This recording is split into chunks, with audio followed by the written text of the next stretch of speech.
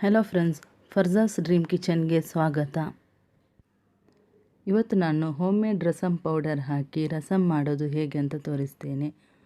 Powder link ಡಿಸ್ಕ್ರಿಪ್ಷನಲ್ಲಿ ಹಾಕಿದ್ದೇನೆ. Video ನಿಮಗೆ ಇಷ್ಟ ಆದರೆ ಲೈಕ್ ಮಾಡಿ, ಶೇರ್ ಮಾಡಿ ಮತ್ತು ಸಬ್ಸ್ಕ್ರೈಬ್ ಮಾಡಿ. ಇಲ್ಲಿ ನಾನು 1 ಕಪ್ ತೊಗರಿಬೇಳೆಗೆ 3 ಕಪ್ ನೀರು ಹಾಕಿ 5 ವಿಸಲ್ ಬರೆಸಿ ಇಟ್ಕೊಂಡಿದ್ದೇನೆ. ಇದನ್ನಿವಾಗ ಮಿಕ್ಸಿ ಜಾರಿಗೆ ಹಾಕಿ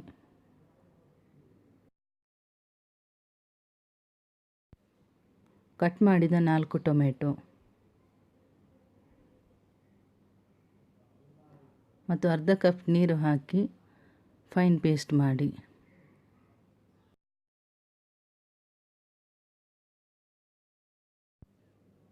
ಇಲ್ಲಿ ನೋಡಿ, ಟೊಮೆಟೊ ಮತ್ತು ಬೇಳೆ ಚೆನ್ನಾಗಿ ಪೇಸ್ಟ್ ಆಗಿದೆ.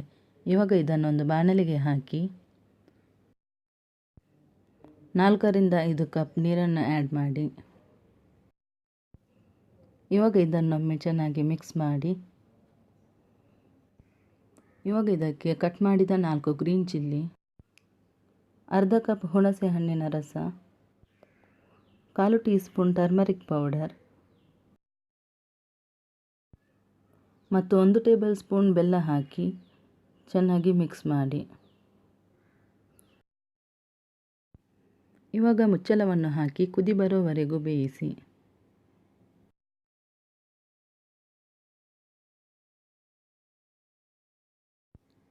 ಇಲ್ಲಿ ನೋಡಿ, ಚೆನ್ನಾಗಿ ಕುದಿ ಬಂದಿದೆ.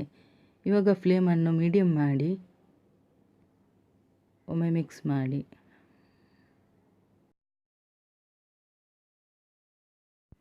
ಇಲ್ಲಿ ನಾನು home made rasam powder use ಮಾಡ್ತಿದ್ದೇನೆ. ರಸಮ್ ಪೌಡರ್ ವಿಡಿಯೋ ಬೇಕಾದರೆ ಮೇಲೆ ಐ ಬಟನನ್ನು ಕ್ಲಿಕ್ ಮಾಡಿ. ಇವಾಗ ಇದಕ್ಕೆ 4 table spoon rasam powder add ಮಾಡಿ.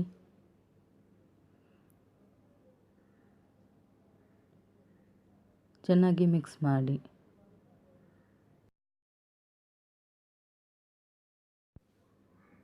ಇವಾಗ ಇದಕ್ಕೆ ರುಚಿಗೆ ತಕ್ಕಷ್ಟು ಉಪ್ಪನ್ನು ಹಾಕಿ ಮಿಕ್ಸ್ ಮಾಡಿ.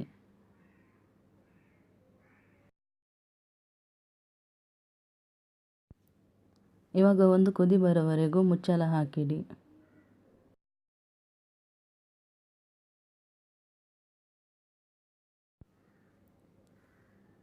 ಇಲ್ಲಿ ನೋಡಿ, ಚೆನ್ನಾಗಿ ಕುದೀತಾ ಇದೆ. ಇವಾಗ ಇನ್ನೊಮ್ಮೆ ಮಿಕ್ಸ್ ಮಾಡಿ ಗ್ಯಾಸ್ ಫ್ಲೇಮ್ ಆಫ್ ಮಾಡಿ. ಇವಾಗ ಒಗ್ಗರಣೆಗೆ 2 ಟೇಬಲ್ ಸ್ಪೂನ್ ಕೊಕೊನಟ್ ಆಯಿಲ್ ಹಾಕಿ ಬಿಸಿ ಆದ ಮೇಲೆ 1/2 ಟೀ ಸ್ಪೂನ್ ಸಾಸಿವೆಯನ್ನು ಹಾಕಿ.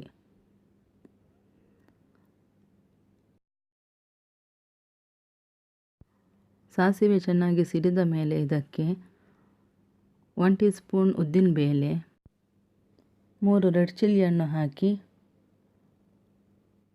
ಫ್ರೈ ಮಾಡಿ.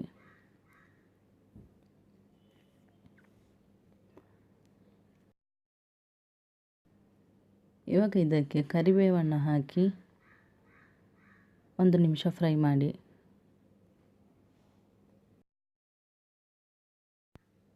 ಇವಾಗ ಇದನ್ನು ತೆಗೆದು ರಸಮ್ಗೆ ಹಾಕಿ ಮುಚ್ಚಳ ಹಾಕಿ 5 ನಿಮಿಷ ಬಿಡಿ.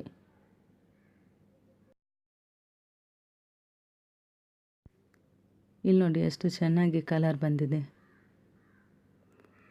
ಇದನ್ನು ಮಿಕ್ಸ್ ಮಾಡಿ ಕೊನೆಯಲ್ಲಿ ಕೊತ್ತಂಬರಿ ಸೊಪ್ಪನ್ನು ಹಾಕಿ ಮಿಕ್ಸ್ ಮಾಡಿ. ನಾನು ಮಾಡಿದ ರಸಮ್ ವಿಡಿಯೋ ನಿಮಗೆ ಇಷ್ಟ ಆದರೆ ಪ್ಲೀಸ್ ಲೈಕ್ ಮಾಡಿ, ಶೇರ್ ಮಾಡಿ ಮತ್ತು ಸಬ್ಸ್ಕ್ರೈಬ್ ಮಾಡಿ. ಇದೇ ರೀತಿ ನಾನು ಮಾಡೋ ನ್ಯೂ ರೆಸಿಪಿ ನೋಟಿಫಿಕೇಷನ್ ನಿಮಗೆ ಮೊದಲು ಸಿಗಲು ಪಕ್ಕದಲ್ಲಿರೋ ಬೆಲ್ ಐಕಾನನ್ನು ಪ್ರೆಸ್ ಮಾಡಿ.